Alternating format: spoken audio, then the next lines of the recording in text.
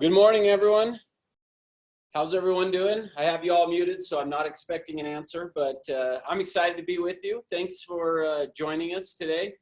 I do have it to where you can unmute yourself. So I'm just going to ask you, I will leave it that way as long as you will, if you have a question, I want you to be able to unmute to ask any questions, but then as long as you'll mute yourself. But if for some reason we get a bunch of background noise, then I will just end up muting it to where you can't unmute. You'll have to do stuff through the chat. So hopefully you can see okay behind me. I know there's a little bit of a glare on there. So I will, I'm going to be writing on the board as we go through and we talk about this, but I will tell you what I'm writing down. And again, if you have questions or anything, feel free to unmute yourself, ask the question, and then mute back again. So let's get going. I'm excited to get a talk with you today. I'm excited to get to do this. What I'm not excited about is that there is not one person in the room except for me. I don't like this. I would much rather have you be here with me so that I could see your faces and be able to interact with you. But this is what we get to do for the time being, and so we'll make the best of it, right? Okay, well, here's where we're going to start with. So I'm going to write on the board here, so hopefully you guys can see this okay, and then we'll go from there. So making sure that I'm getting, I don't know how well you can see it, but there's two parts to a listing presentation. The first part is choose me. The second part is then the price. So keep in mind as we go through and we're going to talk about this. I mentioned yesterday, for those that were on Morning Ascent yesterday, I mentioned that your job is to be a leader. And as a leader, your number one skill is communication. And as we go through and we talk about this in terms of doing a listing presentation, keep in mind that your leadership skills and the way that you go about leading people through this process is what's going to determine the amount of success that you end up having, and in terms of getting the listing and getting it priced at the right price. So I always want to start with this piece though of there are two parts to this. The first part over here is choose me. The next piece of it is then together we will choose the price.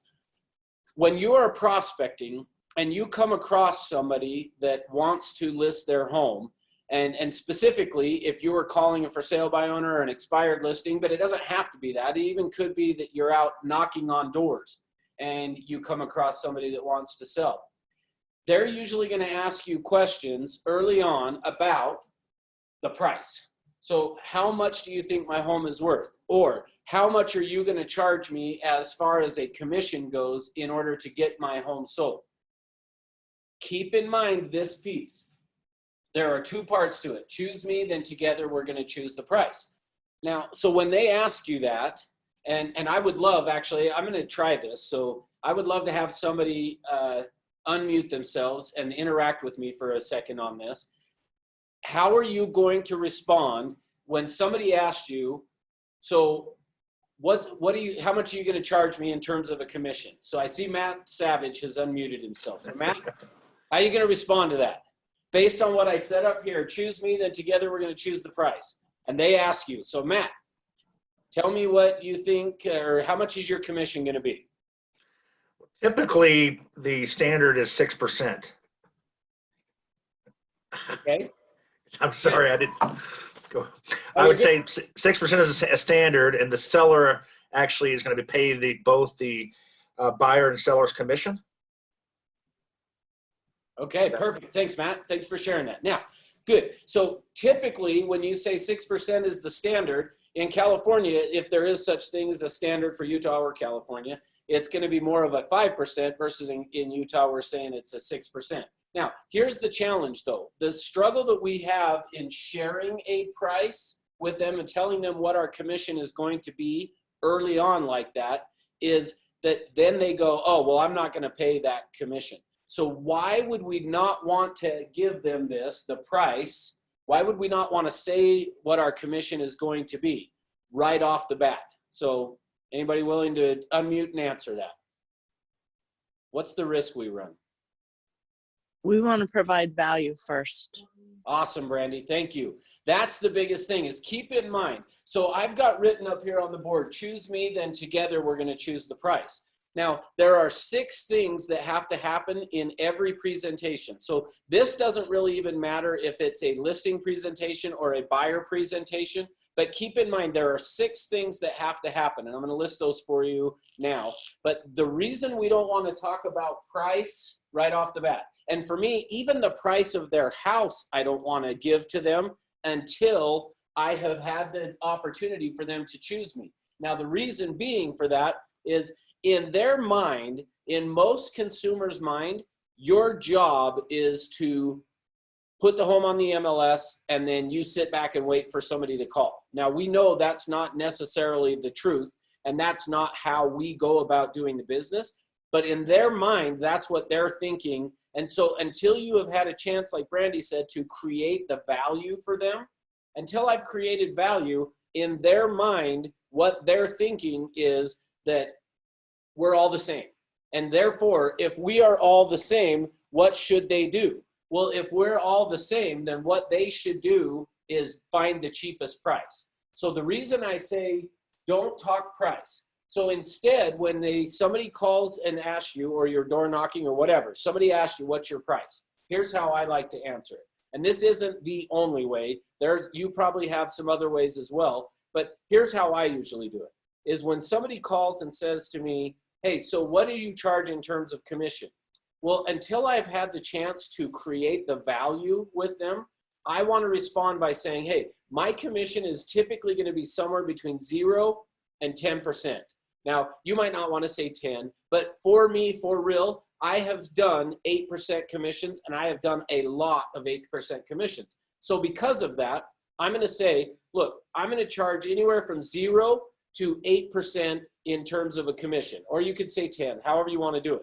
But for me, 0 to 8% in terms of my commission that I'm going to charge. Now, until you and I have had a chance to sit down and for me to hear what it is you want to accomplish, what it is you're wanting to do, I don't know where we're going to fit in that 0 to the 8%. Now, how would it end up being 0? The reason it would end up being 0 is I'm not going to list their home, so I'm not going to charge them anything. So for me, you have to answer their question. If they say to you, hey, so what are you going to charge? You've got to give some type of an answer. You can't just say, well, I'm not telling you. Instead, we've got to say it's somewhere between 0 and 8%. And that's the very reason we need to get together, is so that I can walk you through the process. I can hear what it is you want to accomplish. Once I know that, we will together come up with a price. So that's why, again, I keep saying this, choose me, then together we'll choose the price. So same concept if they ask me, well, what do you think my home is worth? Well, I've got some ideas of what I think your home is worth, but first what we need to do is sit down and we need to talk about what it is you're wanting to accomplish. Now, the reason for that is because depending on what they want to accomplish, we may need to price it under the market, we may price it at the market, or we may even price it over the market, depending on what is going on in the market, what is important to them. So just keep in mind, and I'm going to keep referring to this throughout this, that there's 2 pieces. Choose me, then together we will choose the price. And in order for them to choose me, there's 6 things that I started to say. So the first thing that has to happen in order for them to choose you is you have to connect. Or you could say it, I'm going to put in parentheses up here, rapport. You've got to build rapport. So we've either got to connect with them, create a connection, but there's got to be some type of a rapport that is built with them. Now, I mentioned this yesterday, and so I want to talk about it now. In today's market, and especially in California, so in Utah, we still have the ability that we could go out and actually meet with people because we are considered an essential service. In California, they weren't, then they were, now they're not. So for you guys, what you're going to have to do is you're going to have to do this via a Zoom meeting like what we're doing right now. So in that scenario, though, and I mentioned this yesterday, I just feel like it is a little bit harder for you to build that connection and that rapport with your client over a Zoom. Here's the thing. It's what I said at the start of this. For me, I'm standing here in this room all by myself. Typically, I've got you in the room. I can see all your faces. I am pretty good at, in a group, being able to read the faces to be able to see, okay, they're confused. Like right now, the only way I'm going to know you're confused is if you unmute yourself and say, hey, what's going on? Tell me what's happening. because I can't see any of your faces. I put this on the view where I could, but all I'm seeing is people's names. So it's not helping. But here's the thing. So with your clients, it's going to be a little bit more of a challenge. Now, that doesn't mean you can't do it. Like, I have pretty much with my mom until the last week, maybe week and a half, I have only communicated with her ever on the telephone. In the last week and a half, between my sister and I, we have taught my mom how to use FaceTime. So I can get on my cell phone now, I can call her on FaceTime, and we can sit and have a talk. Now, the interesting thing is, this is what the conversation looks like when I'm talking to her. That's what I see of her body. I don't ever get to see her face. I'm not sure why she hasn't figured that quite out yet. But here's the thing, is what I am saying with this is, it is a better connection than just over the phone. It's great that I can be able to see my mom as I'm having these conversations, but just keep in mind, it is very easy for them to be distracted while you're doing this. So what is going to be crucial is keeping it more condensed, but more powerful in terms of you doing a video type of a conference with them. Now, the good news is you're not going to have, I see 33 people on here. You're not going to have 33 people on your Zoom for a listing presentation. So you're going to be able to see them and go back and forth. So it is going to work. So don't be discouraged, but just know you're going to have to work a little bit harder on this connect and rapport. Now, how do we do that? The way that we're going to do that on building this connection and the rapport with them is we have to do that through questions, and we have to get really good at asking those questions. Now, next week, actually, I think it's next week. I'm gonna have to double check. Either next week or the week after, I'm gonna be doing a whole week, 2 different classes, and maybe even 3 or 4 I may end up doing it as, where we're gonna talk about how to ask the questions and how communication works. I'm gonna be working on specifically that with you, because this is where that is gonna be so crucial, is that you understand the communication, how to communicate with people, and how to get them to do a term that I call crystallization. You've got to create crystallization within these people, and crystallization is the moment. Think of it as an aha moment for people. Every time somebody has crystallization, it is an aha moment. Not every time, excuse me, I said that backwards. Every aha moment is crystallization, but not every crystallization is going to be an aha. So your job is, I got to connect with them and create some rapport. Now, I'll show you how we're going to do that today, but I want to get through these 6 things first. Then we're going to jump into the listing presentation. So number 2, so the first thing that's got to happen on every listing presentation, you've got to have a connection and build some rapport with them. Number 2 then is you need to have them feel safe with you. You've got to have them feel safe. Now, feeling safe actually means a little bit more today, I think, than if I would have taught this class even a month ago, I would not have talked about it this way. Part of what we're talking about in terms of feeling safe today, usually I would talk about that in terms of them feeling safe with you. In terms of what I mean by that is feeling safe that they can trust you.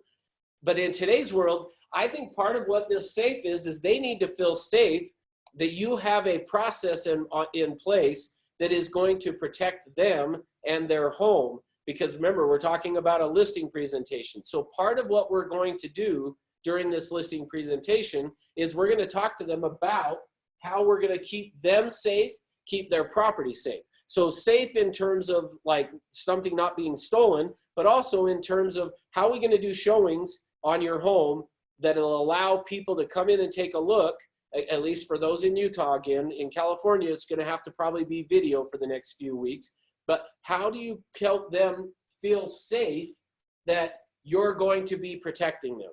That's what we're going to be working on. Now, keep in mind, that's number 2 that has to happen in order for them to choose you. Number 3, I mentioned it already, but is they have to trust you. They've got to you have to create some trust with them to where they feel like, okay, I can trust this person. They're going to keep me safe.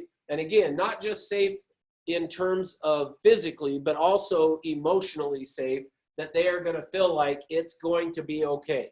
Remember, your job, especially in today's world, is going to be more about calming, letting them know that it's going to be okay. You're going to help them through it. Now, interestingly with that, I remember I got my license 24 years ago, and I remember during that time, the #1 agent at our office that she would talk about when she would go on a listing presentation. So keep in mind, this is 24 years ago, that she said she felt like her job was to help people to trust her and to feel safe.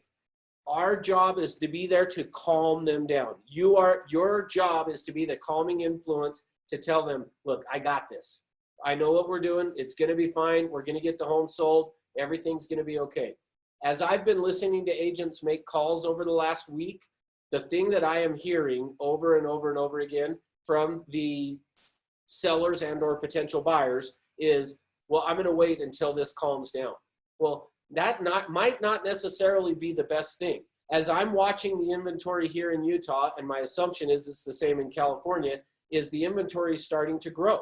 Well, because of that starting to grow, that is going to create more inventory out there. So for a seller, the more homes there are for sale, the less they're going to get in terms of getting their home sold. Just simple supply and demand.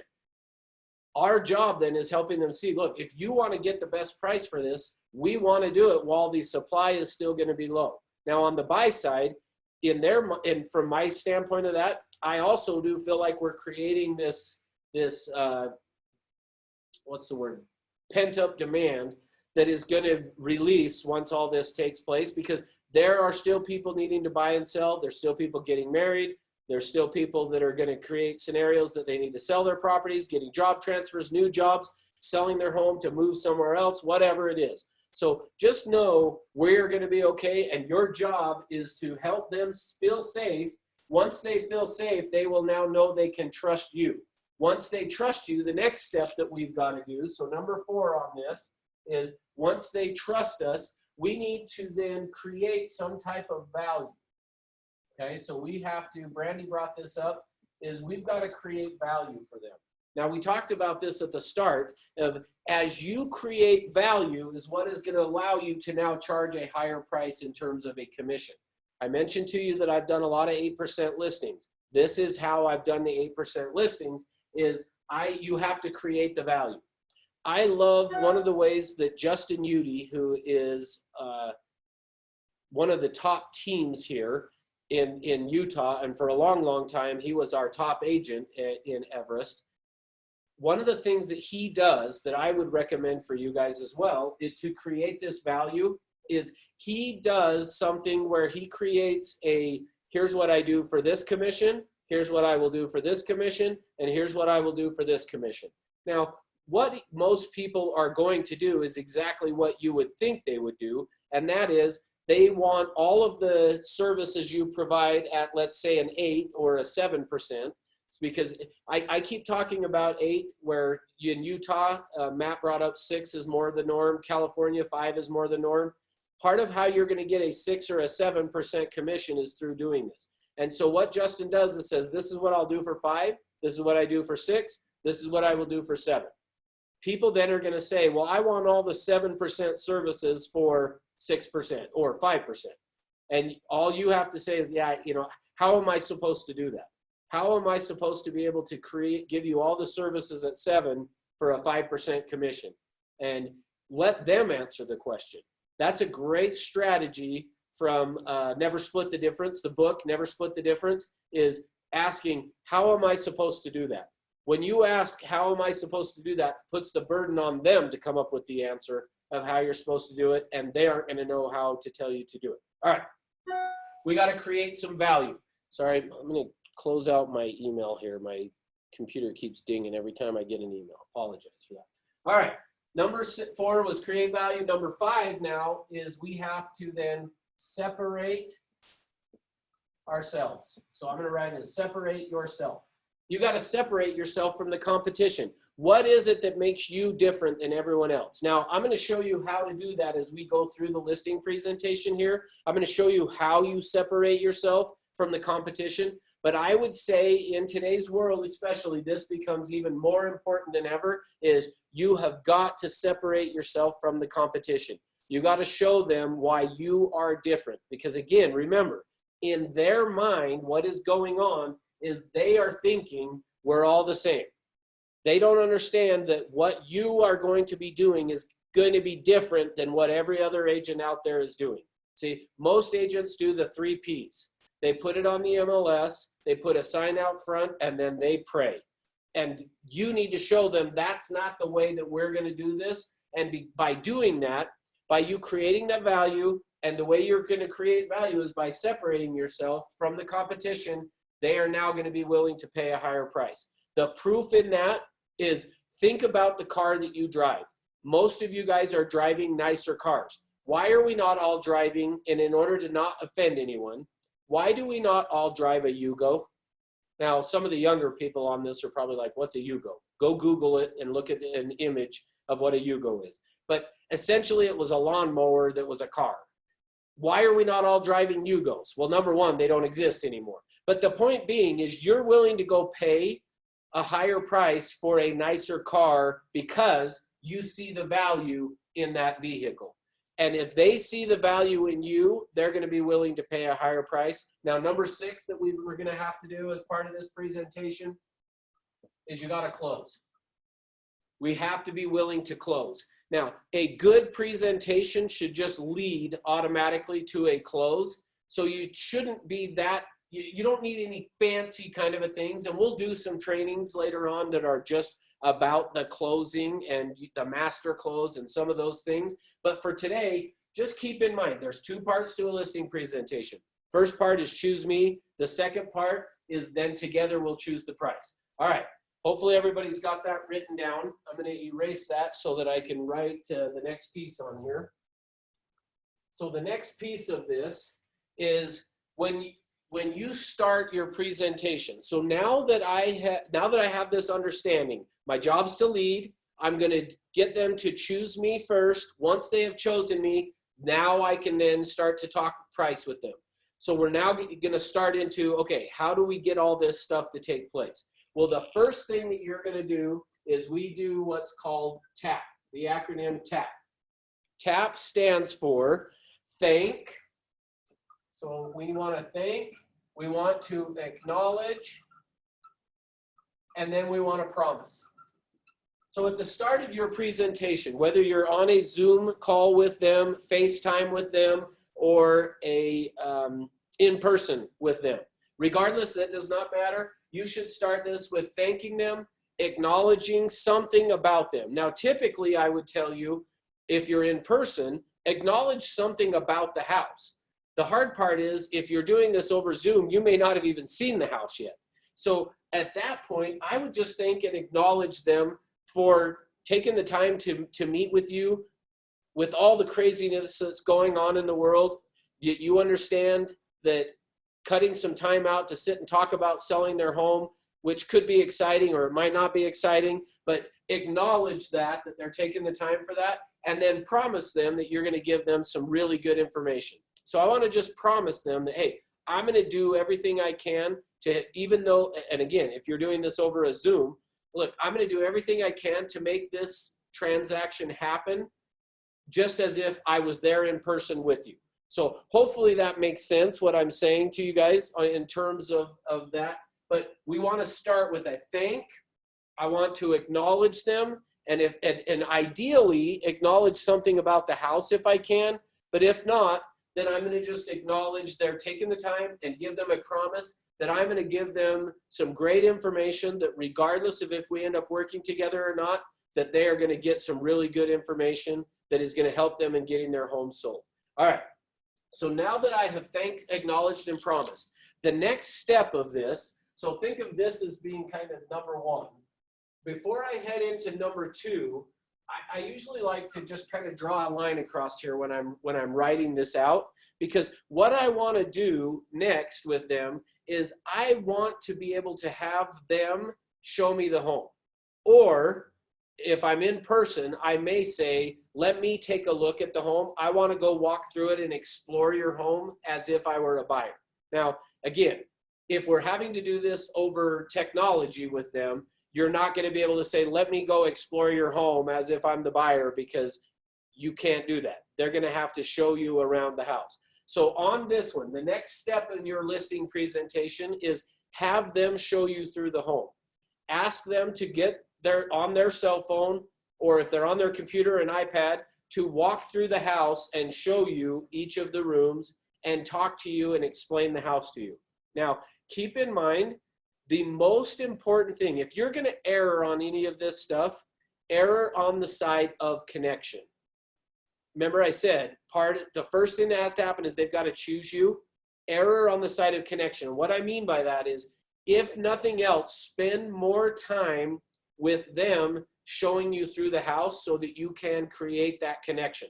Talk to them about, as they're walking through the home and they're showing you the rooms, talk to them about it. And not even necessarily like, oh, go over and show me that wall and show me that hole in the wall. Like, not that kind of a thing, but asking more questions about them or the home. Hopefully that makes sense. What I'm saying is that you are to use that time to build the connection. So have them show you through the home, give you the tour. Now, you're going to probably also end up having them do a video later on. So what I would do is, as they are showing you through the home, be paying attention of like, okay, how do we want to create this? Because you're probably going to need them to go through and create a video of the home showing what it looks like. So you're going to want to pay attention to be able to tell them, okay, here's how I think we ought to create this video and what we should do, the order, the path, all those kinds of things. All right. So now I've seen the home. We are going to now either, if I'm in person, sit down with them, or if we're over the Zoom, we're just going to now start to talk. Now, the second piece of this, so the second part of this is what I would like to call the game plan, is what I usually refer to it as. Sometimes you'll refer to it as a map. So we could, do it as a map, M-A-P, map. And think of it as, this is where we're going to find out their motivation, their ability, and talk about the price or figure out our pricing. But think of it also as, I like to refer to it as the game plan. So the next thing I'm going to talk about with them is the game plan. Now, on the game plan, what I'm usually going to do is this. I'm going to grab a different color here. There are 4 things that I want to tell them. Now, keep in mind, everyone likes to know where they're going. Meaning, if you were all sitting in the class right now with me and I said to you, hey, oh, good, the bus just got here. We're all going to go jump on the bus. Now, this doesn't work as well since you're all sitting at home, because if I said, oh, the bus is here, let's go get on the bus, you're going to be like, whatever. You're going to be like, great, take me on the bus with your phone, whatever. But everyone likes to know where they're going. If I said to you, the bus just got here, let's go get on the bus, the first question you guys are going to ask me is what? Somebody unmute yourself so I know you're still there. What are you going to ask me if I said, the bus just got here, let's go get on the bus? All right, go for it, Deborah. Where are we going? That's right. The first thing you're going to ask me is, where are we going, right? So keep that in mind. People want to know where they're going. The idea of this game plan is going to be you telling them, here's where we're going. So if whether I'm on a Zoom call with them or I'm in person, that how I'm going to say is this, is let me give you an overview of what we're going to talk about. So I'm going to give them the overview of what we're talking about tonight or today, whenever it is. The first thing that I'm going to tell them, now keep in mind on this piece, keep in mind, I'm not actually doing it. I'm just telling them where we're going. So it'd be no different than if I said to you, look, a bus is going to pull up, we're going to get on it, and then we're going to go to the zoo. I mean, whatever. We aren't on the bus going to the zoo. I'm just telling you where we're going to go. That's the same with this. I'm telling them where we're going to go. So the first thing I'm going to tell them is, hey, what we need to talk about tonight, the first thing we're going to do is we're going to go through and talk about your needs, your wants, and ultimately your expectations. Now, the way that I usually say it is this. We're going to talk about your needs and your wants and ultimately what you would expect from me, but then I will share with you what I would expect from you as a seller. So keep in mind, we're going to be telling them that I want to find out their expectations, but I'm going to share with them what my expectations are as well, so that what will happen is that they know what is, I know what's expected of me. They are going to know what's expected of them if we're going to be doing this transaction together. So the first thing is needs, wants, and expectations. The second thing that we're going to do, so letter B here, is that I'm going to talk to them about, and I will sometimes write it up here as marketing, but really I'm not talking about marketing per se as the way most agents would think about marketing. Meaning a lot of times we think about marketing being like everything that I'm going to do in terms of advertising. Well, that's not what I'm talking about when I'm talking about marketing here. I'm really talking about separating ourselves. So I'm going to write it up here as separate yourself. But I'm going to say it to them as how I get a home sold. So think of it that way, is I'm telling them, hey, first what we're going to do is talk about your needs, wants, and expectations. Then after that, I'm going to tell you what I do to get a home sold. But really, for you to understand, what you're doing is separating yourselves. So I'm going to write here what I do, okay? So first I'm going to talk about their needs, wants, and expectations. Then I'm going to share with them what I do that is different than other agents. That's how I'm going to remember. I got to create this value. That's where I'm going to do this, create the value. Then C, or the third thing that I'm going to do, is now we're going to talk about the market. Now, when I say we're going to talk about the market, what I'm meaning is somewhat what we talked about yesterday for those that were on Morning Ascent, is I want to talk to them about what is going on in the market today. So this is how I'm going to say this to them. First, we're going to talk about your needs, wants, and expectations.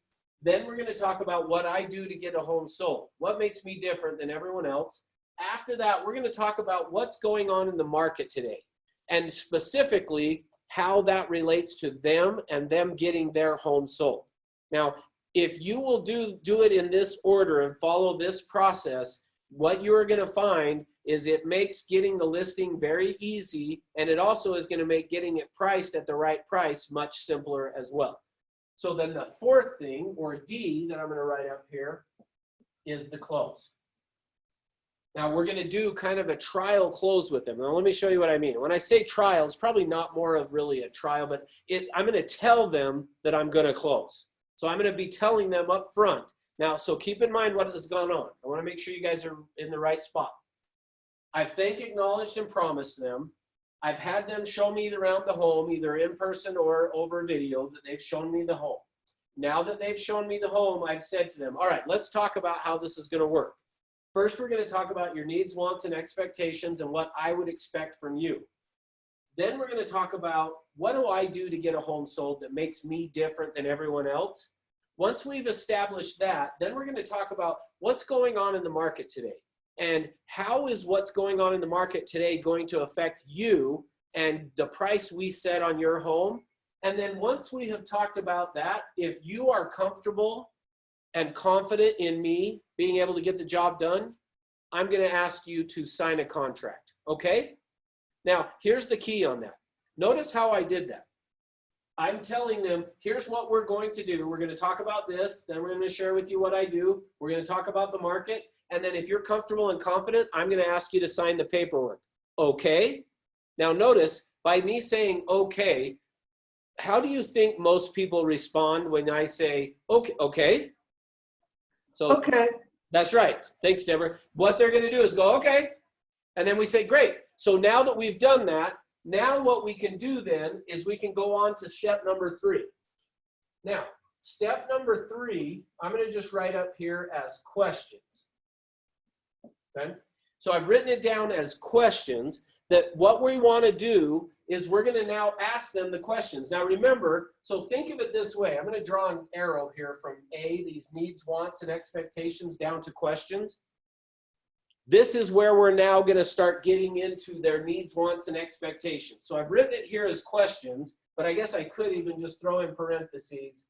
I'm just going to write it as needs, but just know it's needs, wants, and expectations. This is where I'm now going to find out from them, what are your needs, wants, and expectations? So here, the secret to this on these questions goes along the lines of this, okay? The questions that you're going to ask, and I'm going to give you, I'm going to tell you where you can get a bunch of the questions if you're unsure of what to ask. But for me, I always want to make sure that my questions start with this. So I'm going to spend a few minutes, not on a specific question, but how to go about asking the questions, okay? So the first thing under this questions is you want to be asking questions that start with things like this. Describe for me. So I want to start it by saying, hey, describe for me the ideal transaction. Or describe for me your past experience with real estate agents in buying or selling. Describe for me what you would like to accomplish. So the reason that I want to do that is the way that our brain works is like a computer, meaning that if you ask somebody a question that is an are you, have you, do you, those type that are closed-ended questions, you're going to get one-word answers. And I'm not saying you won't get that with describe for me, but if you say to somebody, describe for me, what is going to happen is their brain hears that and interprets it as you want more information than just, we want to sell our house. Now, it is possible that they do that, and I'm going to tell you how to handle that as well. But keep in mind, by me using a phrase like describe for me, is I'm telling their brain, which works like a computer. Now, let me show you what I mean on this. Now, some of you have heard this before, so don't answer. But I want to hear from everyone else. So I want to show you how this works. So everyone that's on here, I want you to, at some point here, once I ask you this question, unmute and answer, and don't worry about going on top of anyone. But if you've heard this before, don't participate. So don't ruin it for those who have. But if I wanted to know what was going on a mile down the road, so let's say that I wanted to know what was going on a mile away from here. Should I ask a giraffe or a turtle? So give me some answers. Giraffe. Giraffe. Neither. Okay, so I heard a bunch of giraffes, a couple of turtles, and I heard one neither. Now, so somebody who said a giraffe, why would I ask a giraffe? Leslie, you're unmuted. Tell me why a giraffe. Okay, good, because a giraffe could see a mile down the road. Somebody who said a turtle, why'd you say a turtle? No one wants to commit on the turtle. All right, I heard one person say neither. So who said neither? I did, Russ. Okay, so tell me why. Was that that's Tim, right? Yep. Yes, sir. Why'd you say neither? Well, the reason I said neither is because a giraffe or turtle can't talk. Okay, perfect. That's the right answer, by the way. And all the rest of you guys proved my point that I was trying to prove to you, which is the way that the brain works is it responds according to the information that is given. So when I said to you, do you want to ask a giraffe or a turtle? Most of you said either you thought giraffe because they're next taller, they could see what's going on. Occasionally people will say a turtle, and the reason that they end up saying a turtle is because in their mind, they're thinking, well, a turtle is going to be moving slower, so it would probably be able to tell me what was happening there. The right answer, though, was what Tim said, which is neither. Because if you ask them, are either of them going to tell you? No, neither of them are going to be able to tell you. So keep in mind, the way that your brain works is like a computer. It responds according to the information given. So I want to ask questions like describe for me or share with me or help me understand.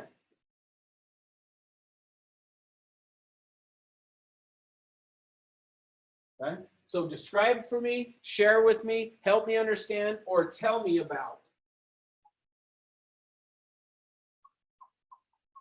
Now, I want to ask my questions that way. Now, we'll get into some of the specifics in just a minute here. But make sure you're starting with describe for me, share with me, tell me about, or help me understand. Because by asking it that way, you are more likely to get more information from them.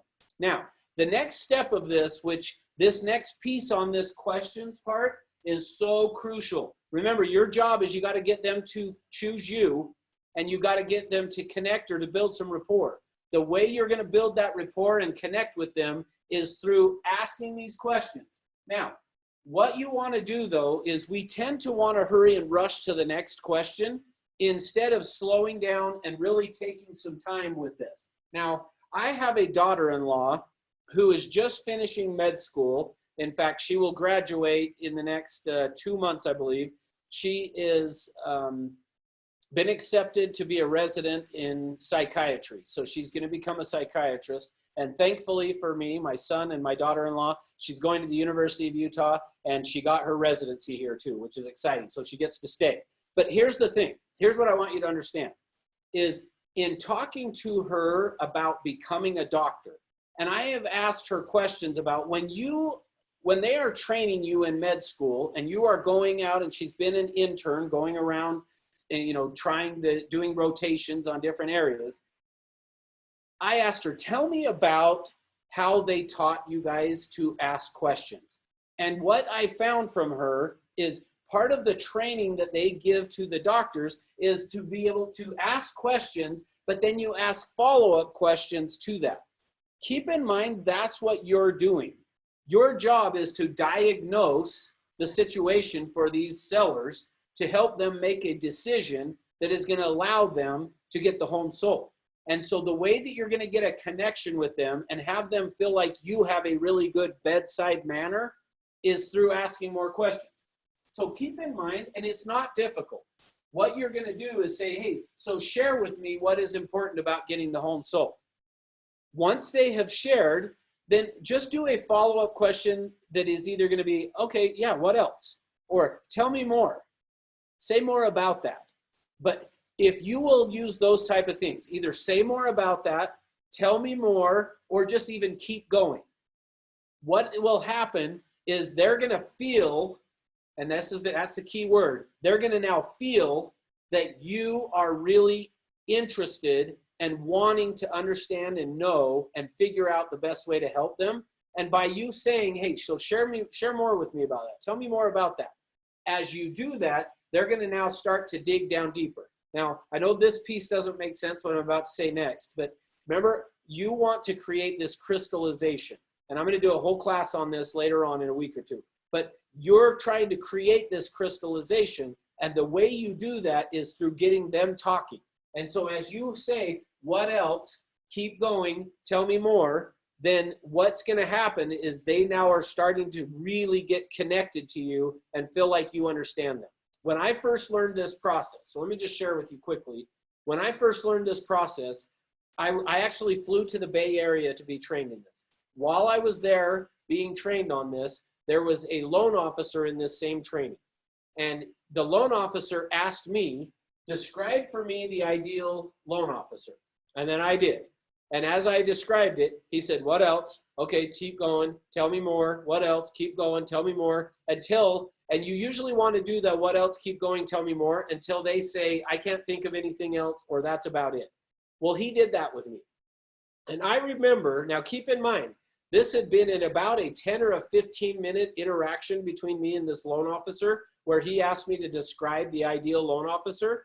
So to some extent, that would be a great question here for your sellers. Describe for me the ideal person or realtor, the ideal real estate agent or the ideal realtor. I sat and described that to this loan officer. I remember at the end, now he was from the Bay Area, so he was a loan officer in the Bay Area. I'm from Salt Lake. I remembered saying to him, I wish you were a loan officer in Salt Lake because I would send you all my business. Now, that was in a 10 to 15-minute conversation where all he did was listen to me talk.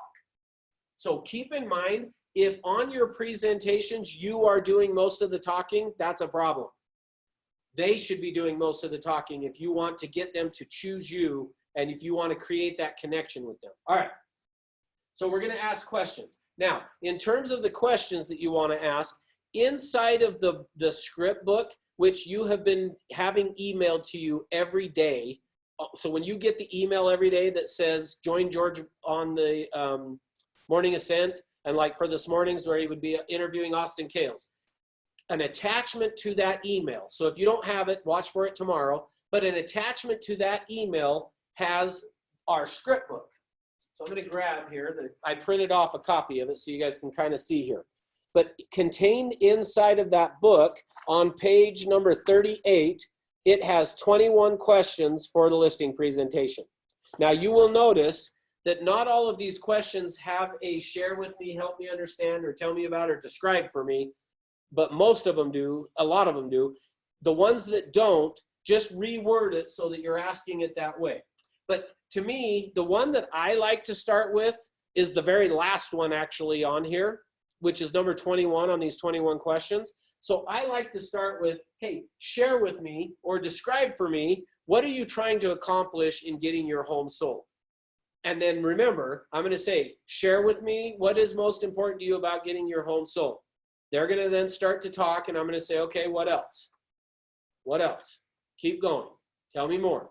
I'm going to try to draw as much information.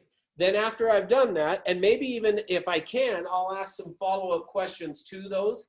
But then if not, if there's no follow-up questions, I just want to go to the next question on here. Now, you don't need to ask all 21 of these. I want to make sure you're clear on that.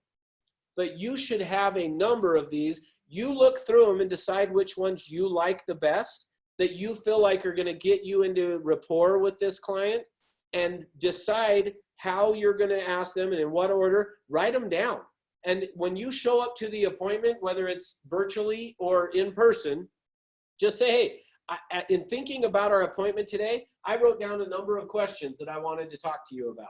And then you can just ask the first question, and you can read it right off of the page if you've written it down. They're going to be totally fine with that. I just wrote down a number of questions that I wanted to ask you.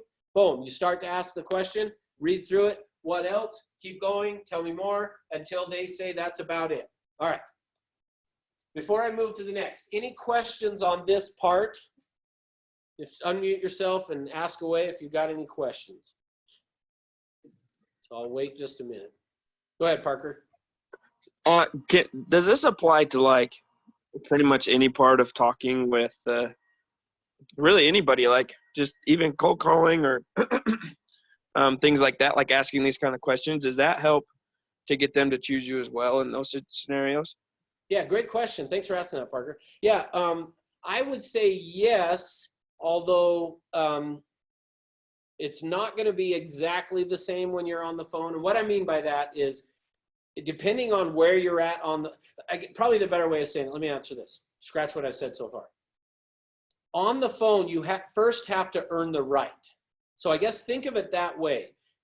On the presentation, you have already earned the right to be asking some of those more in-depth questions.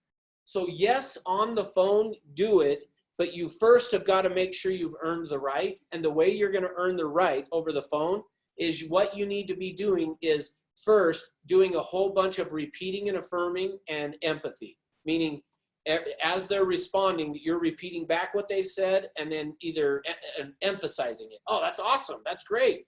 Good for you. Or using the empathy of, hey, if I were you, I'd feel the exact same way. So you're going to do that a few times first. But so yes, slightly, but I would say on the phone, until you know you've earned the right, if you start really trying to dig and you have not earned the right, they're going to hang up on you'll lose them. So yes, but be careful that you know you've earned the right.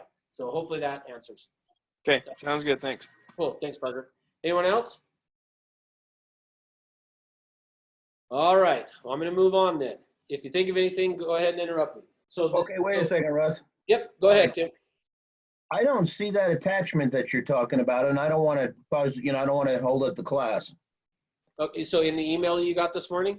Yeah, and then when I click on your email, on that same email, it pulls up the net. Okay.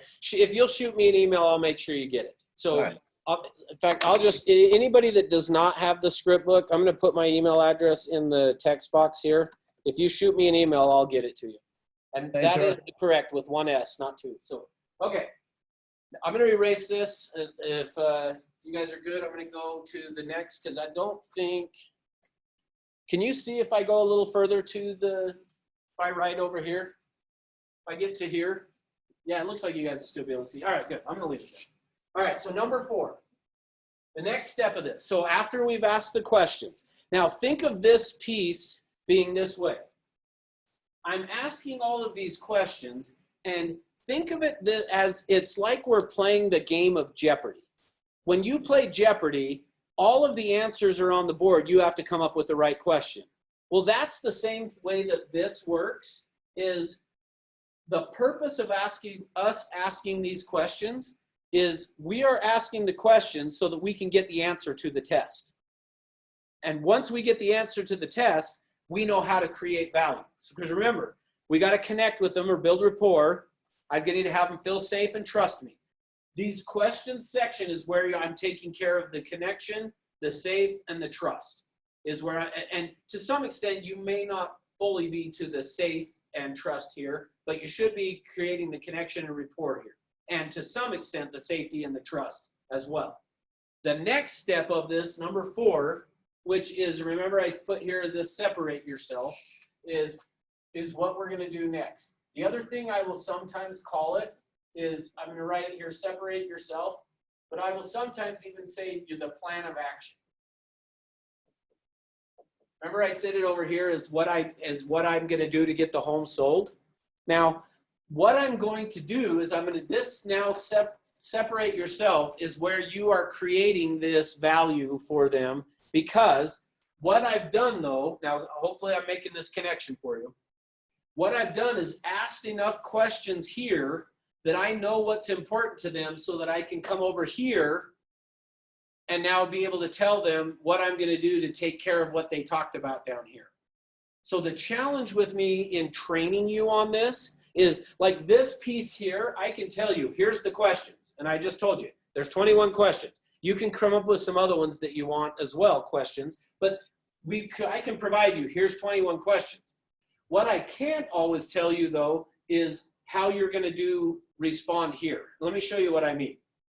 This goes back a number of years ago. And in fact, this story that I'm going to share with you happened long before I was ever involved with Everest and before Everest was involved with any of the offices in California.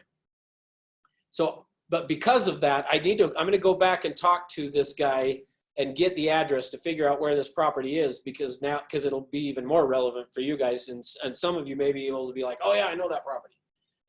But this happened a number of years ago when I was being trained on this. The guy that trained me on it, he actually lived in La Jolla, California. He now lives in Park City and has become a good friend of mine.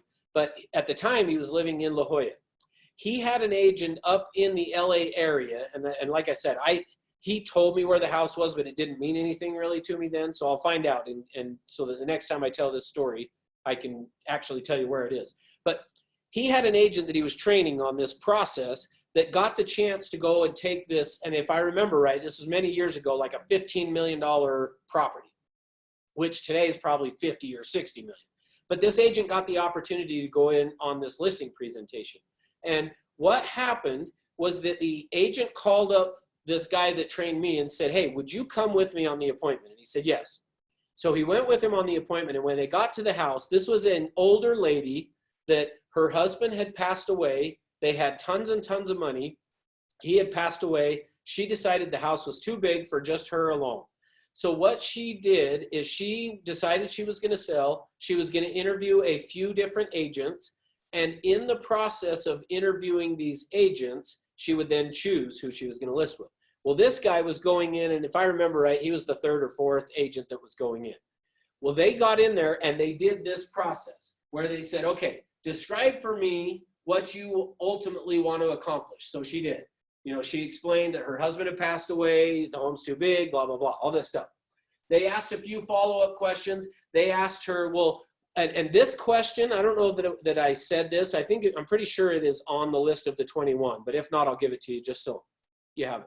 For me, the last question I like to ask in this section, if it has not come up yet, the very last question I always ask is, what is your biggest fear in getting your home sold?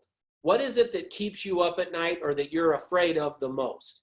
And what happens then is that particular question, and the reason I like to save it till the end is because hopefully I've built the connection enough that now they're going to be willing to share with me. When I ask that question, what I have found is they will become vulnerable and they will tell you really what their biggest fear is. Well, with this lady, what happened is they said, what's your fear on this? And she told them this. Now, this is where, remember, what we're talking about is how the better you do here, the easier this separate yourself becomes. Because what she said is, you know, I've interviewed 3 or 4, however many agents it was, and every one of the agents that I have talked to, when they have come into the house, what they have told me is this. I'm going to put it on our office tour. I'm going to put it on the board tour. I'm going to get as many agents through this property as we can so that they are aware of your property and can help talk about it to their clients. And she said, I'm worried about that.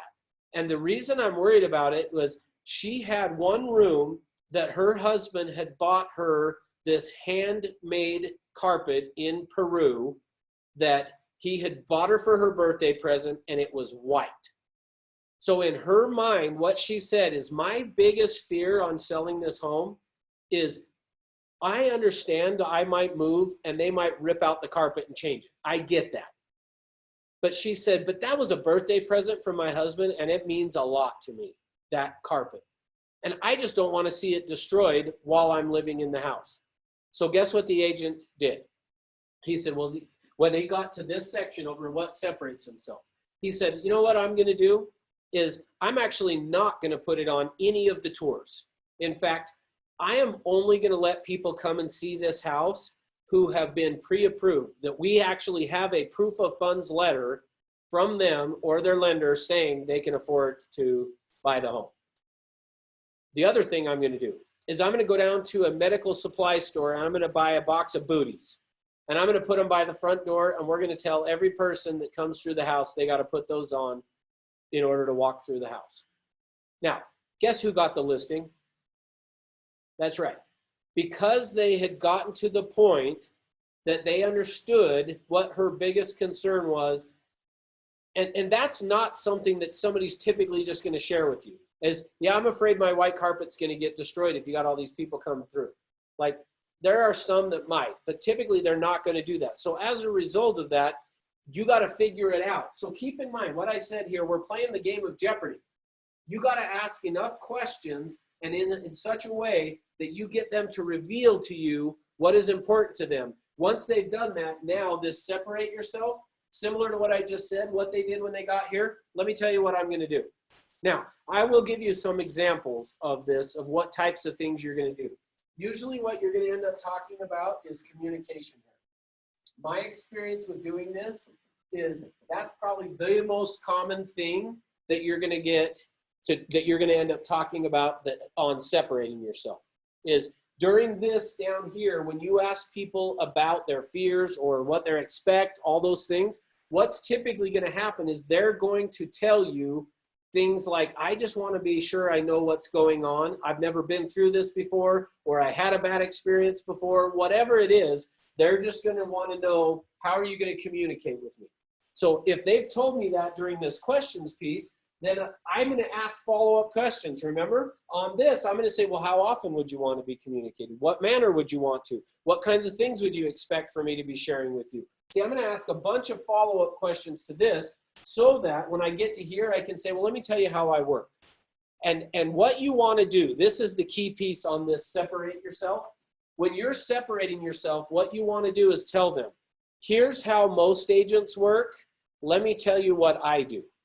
So here's what most agents do. Here's what I do. Here's what most agents do. Here's what I do. Here's what a lot of agents do. Here's what I do. By doing that, you're separating. Look, this is what, hey, it's not uncommon. You might even say to them, look, most agents are going to throw your property on the MLS and never call you again. In fact, unfortunately, I know of an agent that was, when I first started as an agent 24 years ago, the agent that was one of the top agents, and I think he was the top agent at the office that I was at, he would go list a property and he would never call him again if he never got an offer, ever. See, I would just say to people, look, I know of agents who they go list the property, you'll never hear from them ever again. That's not the way I work. Let me tell you how I work. Then I'm going to explain to them how I'm going to communicate based upon what they told me they wanted to be communicated with down here. Now, hopefully that makes sense. So just keep in mind, this section is all about what did you discover here, and now how do I use that to show them I'm different than everyone else.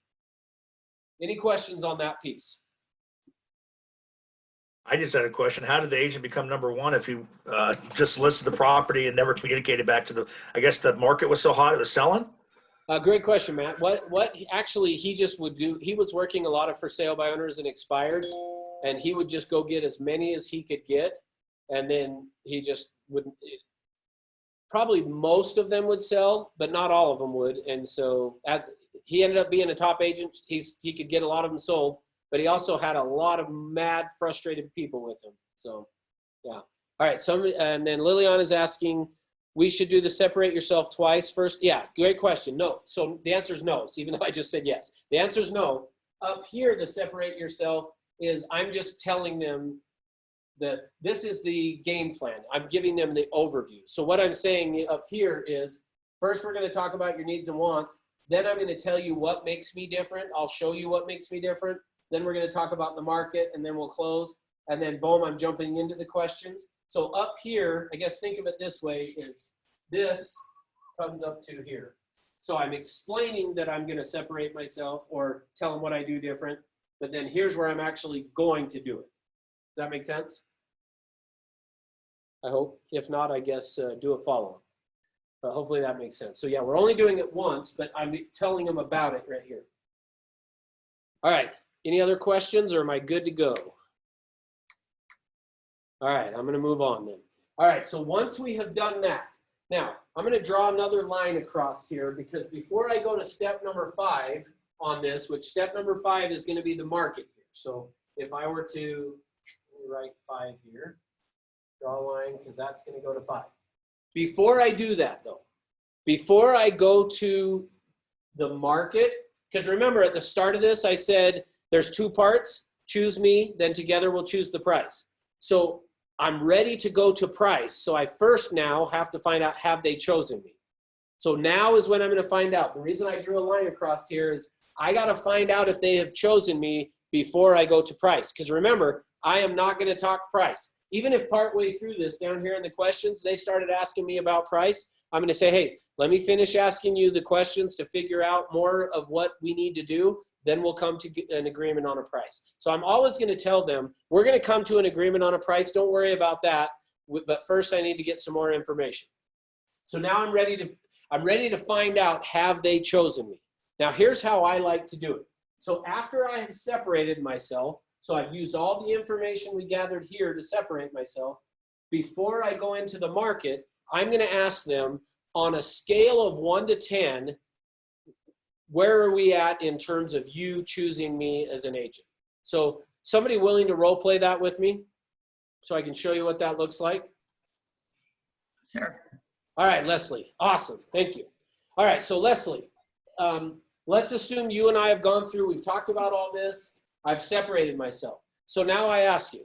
So Leslie, on a scale of 1 to 10, 10 being 100%, you're going to list your home with me. 0 means like, even if I paid you, you wouldn't list with me. Where are we at on a scale of 1 to 10? Oh, I don't know, probably 7 or 8. Okay, 7 or an 8. Now, good. So let me pause real quick. Now, the reason I do on this scale of 1 to 10 is I want to find out, have they chosen me? If she is telling me a 7 or an 8, what she's telling me is I'm pretty close, but I might not quite be there yet. So here's how I'm going to handle it. So, hey, 7 or an 8, wow, that's great unless we're flying an airplane. Because if we're flying an airplane and it only lands 70% of the time, that's not good. So what would I have to do, Leslie, in order to get to a 10 with you? What have I missed? Well, I'm still concerned about the commission. We haven't really talked about that. Okay, great. So let me ask you this. Assuming we can come to an agreement on commission, and we will, let's put that aside for a second. What else would you need to know? Well, we still need to talk about the price. You haven't told me where we're going to list the home. Okay, perfect. So it sounds like once we can come to an agreement on the commission and the price, you would be good with listing your home with me, assuming we can come to an agreement, and we will. Okay, yes, yeah. Okay, great. Perfect. Thanks, Leslie. So that's how I'm going to handle this, guys. So when I get to here, now notice, I am not going to move on to the price until I get an agreement. And so if they're saying price of the house or the commission, great. We're going to talk about that next. Assuming we can come to that agreement, are you comfortable with me helping you sell your home? They say yes. Great. Let's talk about it. What if they said something else of, well, we want to talk to another agent first? Okay, great. Now, so for me, I just want to find out and see, what do I need to do to get to that 10? Because I don't want to share the price. Now, the reason I don't want to share the price and the pricing of the home, you guys that were on Morning Ascent with me yesterday saw a little bit about how I go about doing it. I have a process that I go through with them, and I'll show you this, not today, but I'll put together something to show you this, where basically the way I go about pricing a home, I think of it as that's what they're paying me for. They're not paying me for the putting it on the MLS. What they're paying me for is they're paying me for what I know. They're paying me for the guiding them through, or my leadership through this process. So for me, that starts with the pricing of the home. And so for me, until I get to that, I'm not going to price. So let's say that they said, because I know one of you is thinking this, even though you're not asking it, what if they just said, well, I'm not going to list until I've talked to more agents? My answer to that is going to be great. Then here's what I'm going to do. I'm going to say to them, perfect. You want to talk? Now, I'm going to try to overcome it. I want to be clear on this. But not always are you going to be able to overcome that. And if I can't, if they're just saying, nope, I promised this agent I would talk to him, I'm going to say, great, let's do this then. Let's cut off our presentation. I'm not going to say it that way. But I'm going to say, let's hold off on the next step then until you've had a chance to talk to the agent, to those other agents. And if they said, well, yeah, but I want to know what you think on the price, I'm going to be happy to share that with you. But I first want you to experience what another agent's presentation is going to look like before I give you mine, because you'll appreciate what I do in terms of pricing your home so much more after you've seen theirs. So let's wait. When are you going to be meeting with that agent? Let's schedule an appointment for 1 hour after so that I can come back. Now, the reason I want to do that is because until they've chosen me, I feel like part of what they're paying me for is to give them the information that's going to help them get their home sold. And I don't want to give that away and let somebody else use it against me. And what I mean by that is this. So let me show you how I would set it up. So Leslie, are you okay role playing with me some more? Sure. Okay, good. So let's assume that Leslie has said she wants to talk to another agent. Let me show you how I'm going to set this other agent up to fail. Is basically like this. Is I'm going to say, okay, so Leslie, I totally get it. If I were you, I would want to talk to another agent as well. Let's hold off on taking this any further until you've talked to them. And the reason for that is I want you to be able to compare what I say next to what they'd say. And so you need to experience that before I share with you what I'm going to share with you. So is that going to be okay? So you're not going to tell me what price you're going to list my home for? Yeah, I'll be happy to do that. Like I said, I want to do that with you, but you'll appreciate how I go about coming up with that price once you've seen how other agents do it first. So I'll be happy to do that, but I want you to see that first. So when were you meeting with the other agent? We were going to meet with them right after you did the next hour. Okay, perfect. Well, could I get back together with you in an hour then, right after you're done with them?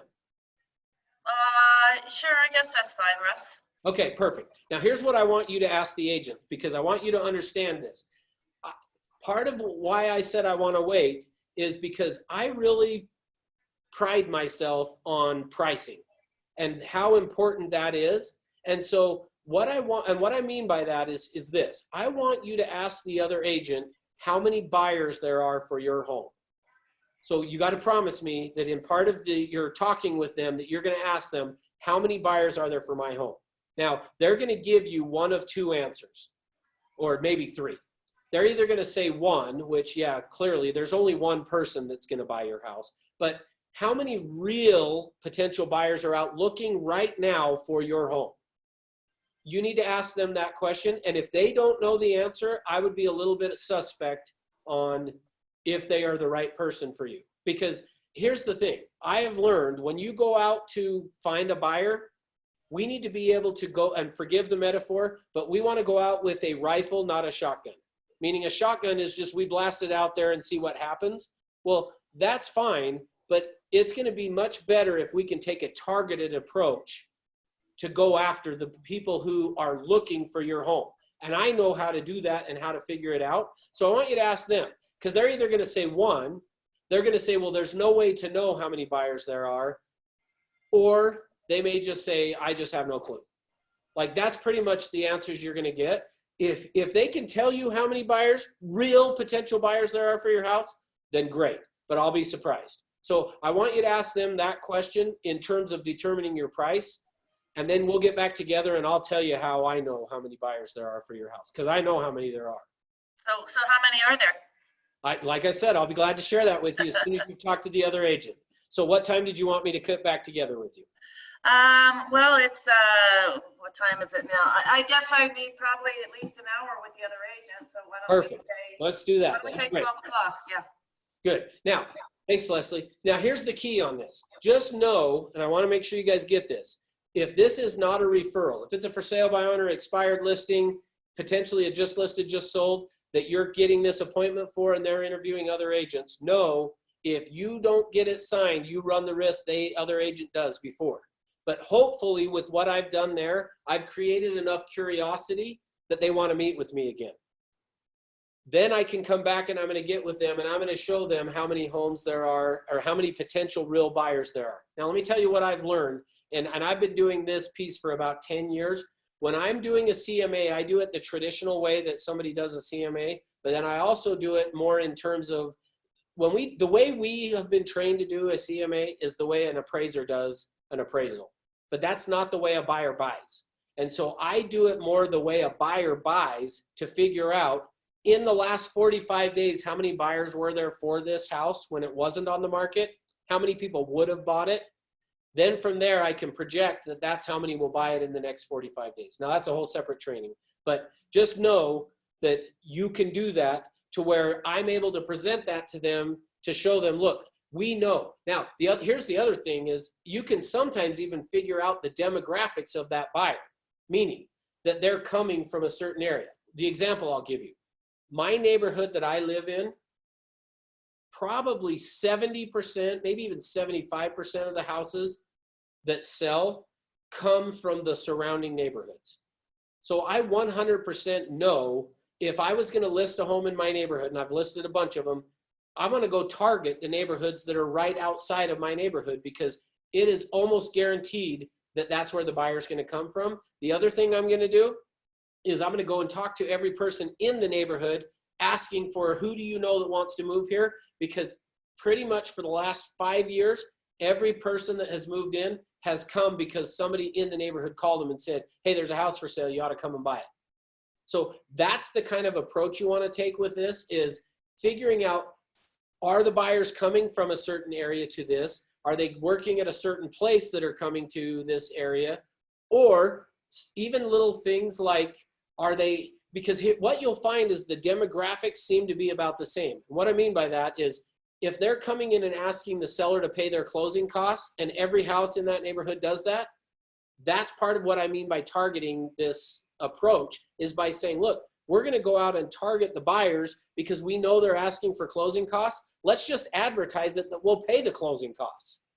That's what I mean by this targeting. So that kind of gives you the gist of it, of how I go about doing it. Okay, so let's assume that Leslie said yes, as long as we can come to price, I'll list with you. Here's the next thing that I'm going to do, is I'm now going to go to the market. So we're going to talk about the market. And what I want to do is I want to do the market in terms of the macro.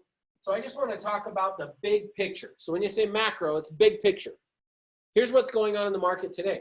And however you would answer that is what you would tell them right here. Hey, there's a lot of fear and uncertainty out there, but there's still a lot of houses selling. Inventory is starting to go up, but good news is there's still a lot of homes selling. Like the number of homes going under contract in Salt Lake, at least in Utah, has not gone down that much. A little bit, but not much. So as a result of that, we need to make sure though, because the inventory is growing, we got to be priced really well. So I'm going to just talk about big picture. Now that I've done big picture, I can then do the CMA to talk about how I came up with it. Now remember, we were just talking about, I'm going to do the traditional CMA, the way that we have all been trained to do it. I'm going to do that as well. And that's the piece where I'm going to show them, here's where the homes that have sold that are similar to yours, here's the ones that are under contract, here's the ones that are active. I'm just going to do that. And if you use expireds, use expireds too. But I'm going to just show them, here's basically the value of your home, okay? Then the last thing is going to be pricing. Now, here's where what I was talking about yesterday, for those that were on, and those that weren't, I'll tell you. But under this piece, I'm going to talk about big picture, CMA, and then now let's talk about the price of your home. And we start to get into kind of here's the range of where your home is. But I also am going to explain to them my pricing strategy right there. And what I'm going to tell them is this.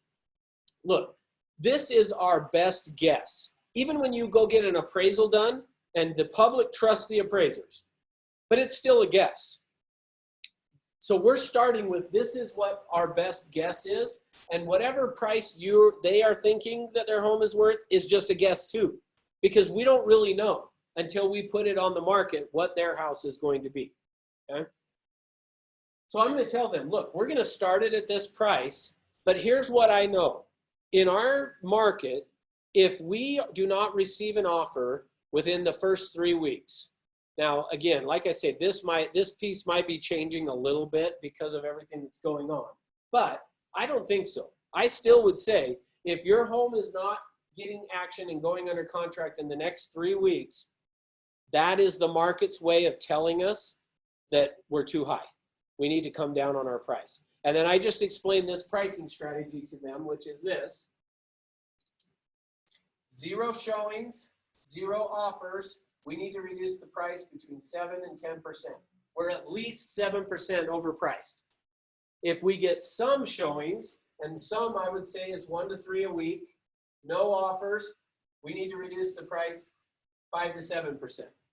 Now, if you will go and look on your MLS on this, if you're questioning me, what you will find is on your MLS, you're going to see that homes typically will sell within 4% of what their list price is. So whatever the list price is when they got the offer, typically the home is going to sell within 4. If it's greater than 4, it's probably not going to sell. You might get some showings if you're close, but you're probably not going to get the offer. Now, where that comes from actually, I think is more from us as the agents than it is from the clients. But just know, I'm going to explain that pricing strategy to them. And if I feel like I need to, I'm even going to go as far as saying we need to put that in an addendum that this is our plan. If we get no showings, no offers, we'll reduce it here. And then 3 weeks later, we'll do it to this. But just future pace them to, hey, this is the process we need to go through in getting your home sold. Okay? All right, any questions on this section before I go to the last?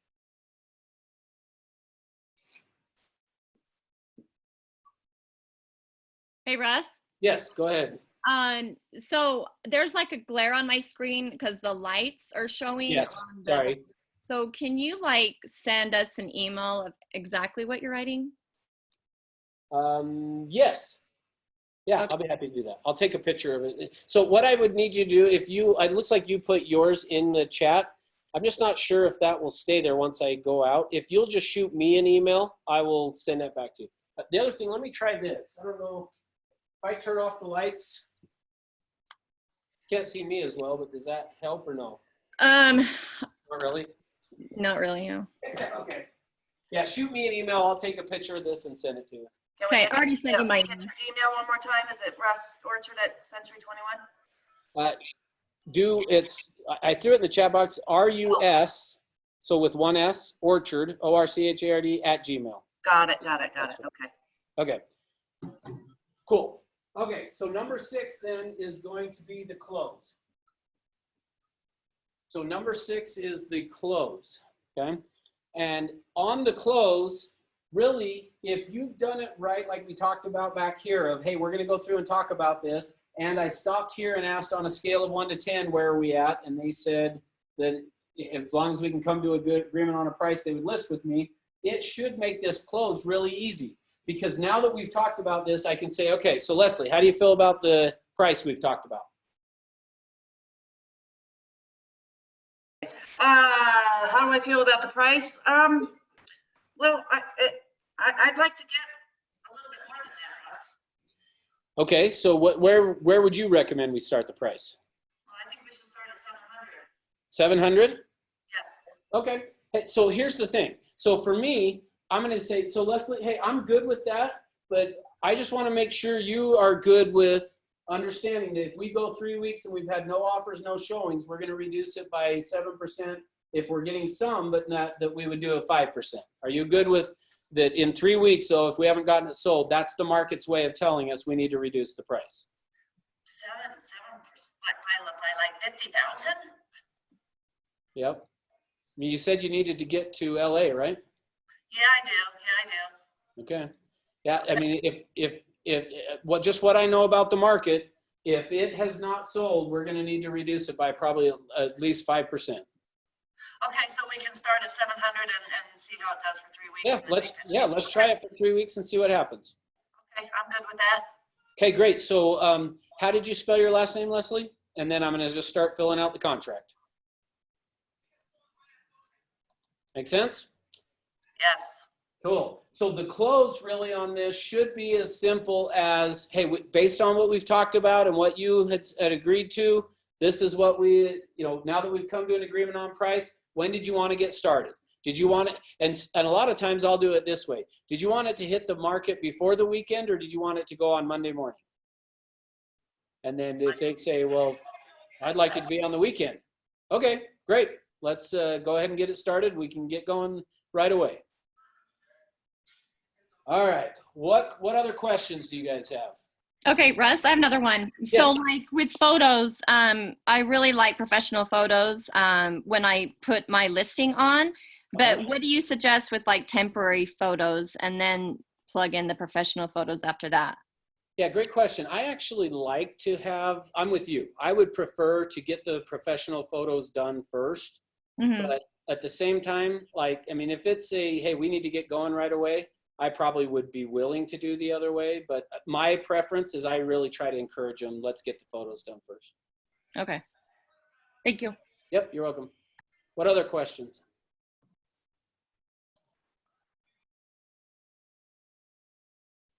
All right. Well, hey, thanks for being on with me, guys. I'll send out, let me actually look at my phone real quick. I think next Tuesday is, let me tell you what I'm going to be doing class-wise Tuesday. Oh, Tuesday is the activities management class, so let me kind of give you a little commercial for that. So on this activities management, I'm going to give you a process of tracking your time so that you will know if you're being effective with it or not. So essentially that's the activities management, is I'm going to show you how to keep track of what you're doing and with your time so that you know where you're off track and how to get back on. So that'll be on Tuesday. So. Hey, Russ. Yeah. Going back to the picture question, given today's environment and trying to get somebody into a property to take professional photos, would we alter that a little, or how would you suggest that we address that with the seller? Oh yeah, good question. Yeah, thank you. Like I say, ideal for me is going to be to get the professional, but yeah, it may have to be a scenario of we're having the seller go through and take the pictures for us and send them to us. Which the good news about that is if they don't look good, they can't blame us. Right. Okay. Thank you. Yeah. Hey, Russ, I have a question. Is there a possibility to get the recording of this wonderful training? Yep. Yeah, we'll send it out for sure. Awesome.